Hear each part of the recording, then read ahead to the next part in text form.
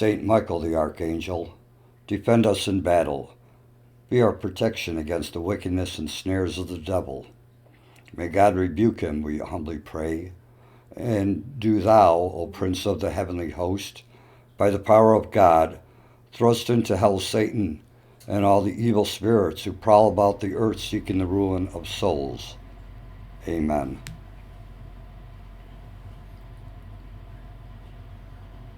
Angels existed before demons.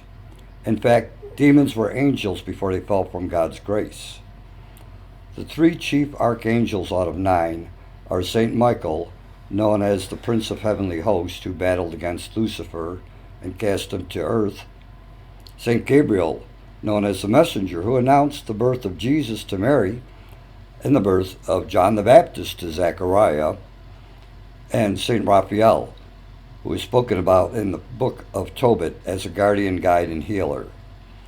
Then there's Enoch, who lived on earth, prophesied, and spoke about the fallen angels, and then gets assumed into heaven as the leader of the angels.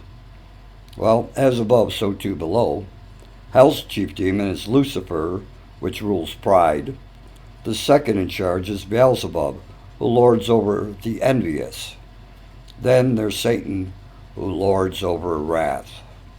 Folks, there's an invisible spiritual warfare going on that very few see.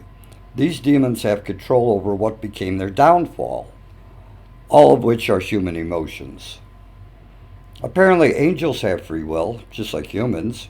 The difference is, when an angel consciously sins, the judgment is immediate and irreversible, whereas humans can make up their mind millions times over before death. Tradition tells us that St. Michael's sword is 3,000 miles long, extending from Ireland to Israel. That the fiery darts of the devil are Satan's attacks, such as doubt, fear, temptation, or accusations, and that chains are another spiritual weapon which both angels and demons use for binding. Have you ever heard the expression table of demons? It's a metaphor for engaging in pagan rituals or spiritual compromising acts. The Apostle Paul argued that while an idol itself is nothing more than wood or stone, the spiritual forces behind them are real demons. In fact, there are several museums and private collections dedicated to housing evil or cursed artifacts. They serve as containment units for the objects infused with negative spiritual energy. As a human race, we need to spiritually awaken our third eye to the good and evil surrounding us daily, in our lives, in our communities, and in our human race in general, discerning good from evil and filtering in whatever is truth. This way we can hopefully avoid deception, the devil's favorite tool. You see, we know how the war ends.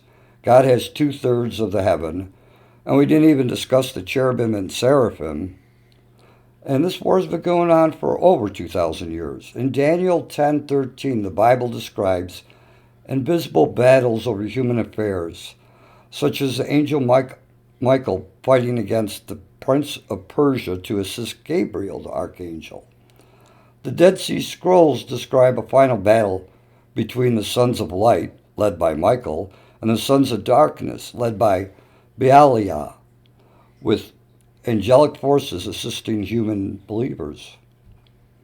These stories portray Earth as a battlefield where invisible forces influence earthly events with the ultimate victory assured to God.